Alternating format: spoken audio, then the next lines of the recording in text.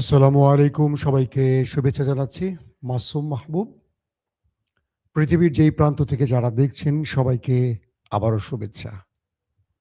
জি, Baghdad থেকে আমার প্রিয় ভাই ইউসুফ, কলকাতা থেকে আমানত, ফাহাদ নরসিংদী থেকে। আপনারা সবাই ঢুকছেন লাইনে না? আমি কি শুরু করতে পারি? জামালপুর থেকে দেখছেন বিল্লাহ, মাগুরা থেকে দেখছেন, নামটা স্পষ্ট করার নেই, আমি বুঝতে পারছি না। নয়ন মুন্সীগঞ্জ, আসাম থেকে ফজলুর রহমান, মনির নাটোর, গাইবান্ধা পলাশবাড়ি থেকে আছে না? ওকে দর্শক, আমি শুরু করছি। আপনারা সবাই কি আমাকে শুনতে এবং দেখতে পাচ্ছেন ক্লিয়ার? আমাকে একটু কমেন্ট করে জানান। সৌদি আরব থেকে দেখছেন পলাশ, আমি আমি আলাউদ্দিন। নেতা কাকু, কি অবস্থা না জানতে চান? দর্শক, ইরান এবং আমেরিকার মধ্যে যে হাই ভোল্টেজ ম্যাচ চলছে, এটা আরো গতি পেতে শুরু করেছে। ইসরায়েল এবং আমেরিকার মূল টার্গেট হলো একটা শক্তমক্ত অ্যাটাক করে ইরানকে ভয় পাইয়ে দেবে এবং ইরানকে যুদ্ধবিরতির জন্য বাধ্য করবে। ওকে, ইরান আমেরিকাকে সাফ জানিয়ে দিয়েছে যে তুমি যত বড় অ্যাটাকই করো, আমার শর্ত যেটা ছিল, যেটা দিয়েছি সেটাই থাকবে। এখন যে পরিস্থিতিটা তৈরি হয়েছে, ধরেন কালকের একটা স্টোরি দিয়ে আমি শুরু করি। মার্কিন গণমাধ্যমগুলো ডোনাল্ড ট্রাম্পের সাংবাদিক সম্মেলন কভার করতে গিয়ে অনেক প্রশ্ন করেছে। ট্রাম্প ইরানিদেরকে অনেক গালাগাল দিয়ে শব্দ উচ্চারণ করেছে। ট্রাম্পকে বলা হলো যে আপনি এদেরকে যে গালাগালি করছেন কেন? আবার তিনি বলছেন আমেরিকানরা বোকা বা আমেরিকানদেরকে নাদান হিসেবে তিনি চিহ্নিত করছেন, কারণ তিনি আমেরিকার জন্য অনেক বড় বিজয়ের কাজ করছেন, কিন্তু আমেরিকানরা তার বিরুদ্ধে লেগে গেছে। সিএনএনের এক জরিপে দেখা গেছে প্রায় 70% জনগণ ট্রাম্পের বিরুদ্ধে, এই যুদ্ধের বিরুদ্ধে। তাই মিস্টার ট্রাম্প আমেরিকানদেরকে বোকা বা গর্দভ বা নাদান হিসেবে চিহ্নিত করেছেন। সাংবাদিকরা ট্রাম্পকে প্রশ্ন করেছেন, আপনার কি মাথা ঠিক আছে? আপনি এক এক সময় এক একটা বলেন, আবার সেই বলার উপর স্থির থাকেন না। কখনো বলছেন 48 ঘন্টার আলটিমেটাম, কখনো বলছেন 5 দিনের আলটিমেটাম, কখনো আবার 10 দিন। এর কারণ কি? আপনার কি মাথায় কোনো সমস্যা আছে? ট্রাম্প বলছেন, সাংবাদিকরা বলছেন যে দেশের জনগণ বা বিশ্ব মিডিয়া আপনাকে পাগল হিসেবে চিহ্নিত করছে। কাকে বলছে? পৃথিবীর সবচেয়ে পাওয়ারফুল ব্যক্তি মার্কিন প্রেসিডেন্ট ডোনাল্ড ট্রাম্পকে, তার দেশের সাংবাদিকরা। তো ট্রাম্প বলছেন এগুলো আমি পরোয়া করি না। কে পাগল বললো, কে ছাগল বললো, হ্যাঁ, এগুলো নিয়ে কোন বাংলাদেশের মাসুম ড্রাম বললো, এগুলোকে আমি পরোয়া করি না। আমার নামটা বলে নাই, আমি আপনাদেরকে একটু মজা দিলাম। যে ব্যক্তি পৃথিবীর কোনো মানুষকে পরোয়া করে না, সে ব্যক্তি আমেরিকার প্রেসিডেন্ট। ওহো, কি অবস্থা, বুঝতে পারছেন? আমেরিকানরা কাকে প্রেসিডেন্ট হিসেবে বাছাই করেছে কম বেশি আপনারা বুঝতে পেরেছেন তো? তার তুলনায় আমরা ভালো আছি। আমরা বোধহয় এত পাগল টাগলকে আমাদের দেশের প্রধানমন্ত্রী বানাই না। আমরা যোগ্য ব্যক্তি কি বানাই, কি বলেন? ট্রাম্পকে মোটামুটি সাংবাদিকরা ধুয়ে দিয়েছে সাংবাদিক সম্মেলনে যে আপনি একজন পাইলটকে উদ্ধারে এত বিশাল কমান্ডো বাহিনী, 1.5 ডজন এয়ারক্রাফট পাঠালেন, আবার সেগুলো ধ্বংস হয়ে গেল, তারপর আপনি নিজেকে বিজেতা বলছেন, বিজয়ী বলছেন। কারণ কি? ট্রাম্প বলছেন যে হ্যাঁ, আমি তো বিজেতা, আমি ইরানকে শিক্ষা দিয়ে এসেছি। সাংবাদিকরা বলছে ইরান তো আপনাকে শিক্ষা দিল নাকি? আমাদের তো তাই মনে হচ্ছে। ট্রাম্প মুখ কালো করে বললেন, কে বলেছে আপনাদেরকে? আমরা ইরানের ব্রিজ উড়িয়ে দিয়েছি, এটা উড়িয়েছি, সেটা উড়িয়েছি। সাংবাদিকরা বলল আপনি তো ইরানের ইউরেনিয়াম খুঁজেই পেলেন না। এইভাবে ট্রাম্পকে মোটামুটি কাপড় খুলে ছেড়ে দিয়েছে সাংবাদিকরা, কিন্তু ট্রাম্পের কিচ্ছু যায় আসেনি। সম্মানিত লোকের সম্মান নিয়ে ভয় থাকে, পাগল ছাগলের থাকার কথা না। দর্শক, ইরান তার যে স্থানে আমেরিকা অভিযান চালিয়েছে সেই অভিযানের স্থানটিকে এখন ব্যাপকভাবে পর্যবেক্ষণ করছে, পরীক্ষা নিরীক্ষা চালাচ্ছে। C-130, MQ-9 রিপার, তারপর আরো যে সব এয়ারক্রাফট ধ্বংস করেছে এগুলোর উপর পরীক্ষা চলছে। বলা যেতে পারে চীন ইরানের জন্য বিশাল লটারি লেগে গেছে তাদের হাতে। মার্কিন এই ভয়ঙ্কর যুদ্ধ বিমানগুলোর ধ্বংসাবশেষ নিয়ে ইরান রীতিমতো কাজ শুরু করে দিয়েছে, কারণ ধরে নেবেন আগামী 6 মাসের মধ্যে এই বিমান ইরান বানিয়ে ফেলবে। ইরান যে কোনো জিনিস একবার দেখলে সেটার আদলে নিজেরা তার চেয়ে পারফেক্টলি কিছু তৈরি করতে পারে, এটা আপনারা জানেন। তো ইরান এ যাবৎ শত্রুর যা কিছুই পেয়েছে সেটা নিয়ে নতুন কিছু করেছে। এটা হলো ইরানের একটা শ্রেষ্ঠত্বের জায়গা। বলা হচ্ছে যে পরিস্থিতিটা তৈরি হয়েছে এখন, চীন এবং ইরান সম্মিলিতভাবে তারা অনেক কিছু পর্যবেক্ষণ করা শুরু করে দিয়েছে এবং এই লড়াইতে ইরান যে সারপ্রাইজগুলো আমেরিকাকে দিয়েছে, এই সারপ্রাইজে মোটামুটি আমরা এটুকু বলতে পারি যে তাদের খবর হয়ে গেছে। আমেরিকা এখন আর বিজয়ের কথা বলছে না, পৃথিবী জেনে গেছে এই লড়াইতে কারা বিজয়ী। খুব ভয়ঙ্কর কিছু তথ্য আপনাদের দেই। আমেরিকা যে স্থানটিতে অভিযান চালিয়েছে এখানে বিমান ক্রাশও হয়নি, এখানে পাইলটও ছিল না, এখান থেকে বহু দূরে তারা অভিযানে নেমেছে। প্রথম প্রশ্ন তৈরি হয়েছে এটা,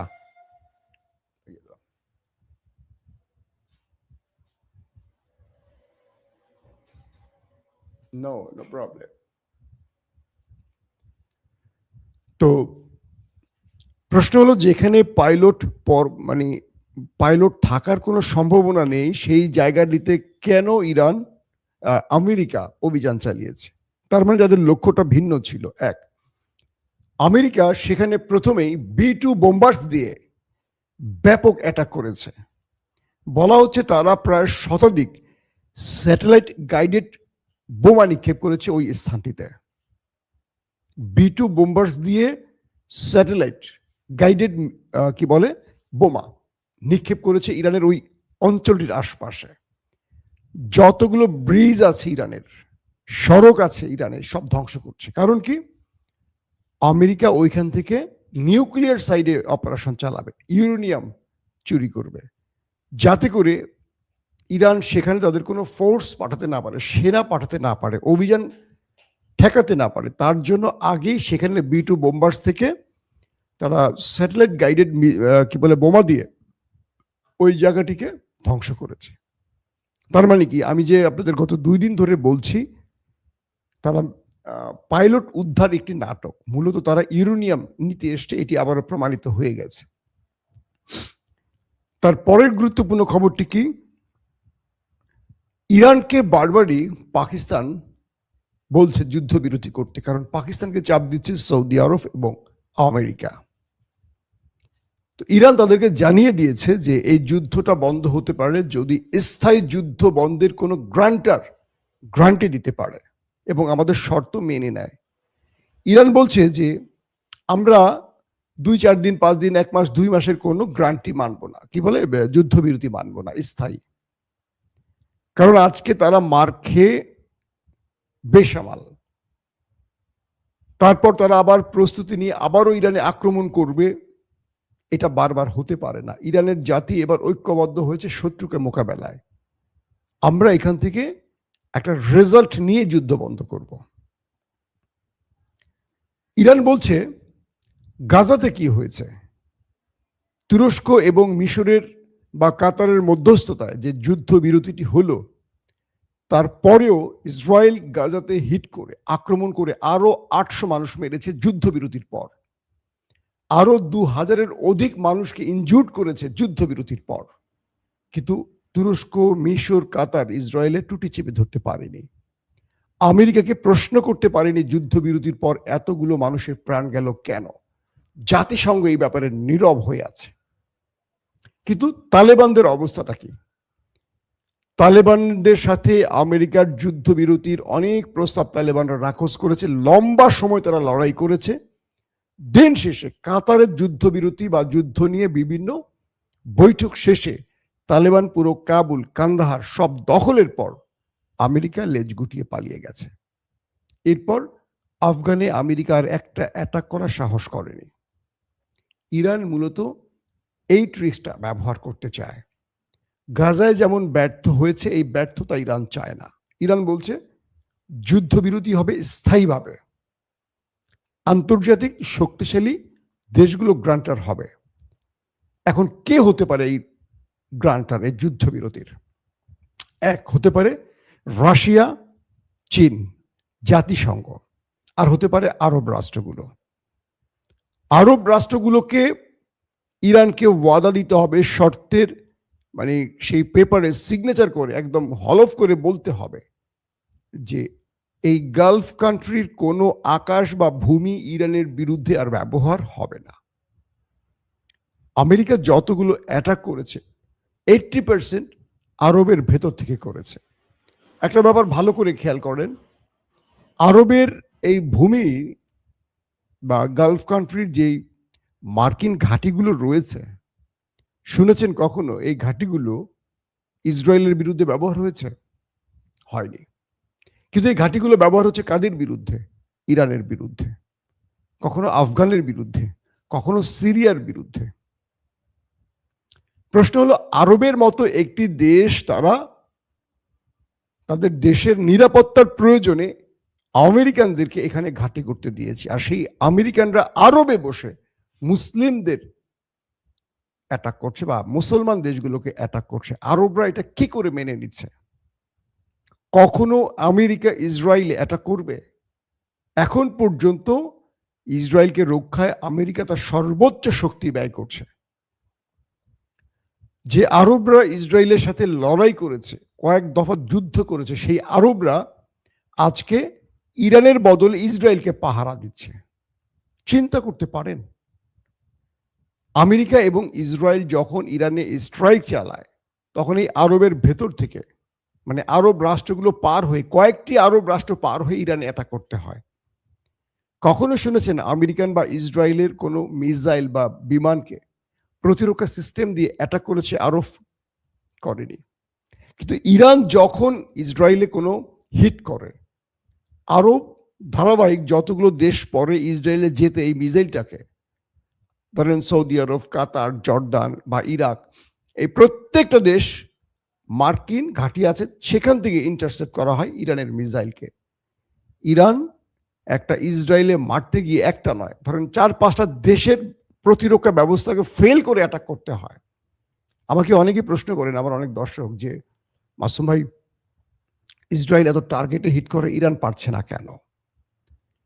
ইসরায়েল যখন একটা ধরেন একটা ছোট করে একটা ইটও মারে, এই ইটটা বাকি দেশগুলো ফু দিয়ে শক্তি পারে, আরো জোরে যা, আরো জোরে ইরানে মর, আরো জোরে গিয়ে ইরানে পর। ধরেন নেতানিয়াহু মারছে একটা ইট, সৌদি আরব ওইটাকে বাতাস দিয়ে আরো জোর স্পিড বাড়ায়, জর্দান ওইটাকে বাতাস দেয়, আরব আমিরাত ওইটাকে আরো স্পিড গতি বাড়িয়ে দেয় যাতে ইরানে গিয়ে ঠিক মতো পড়ে।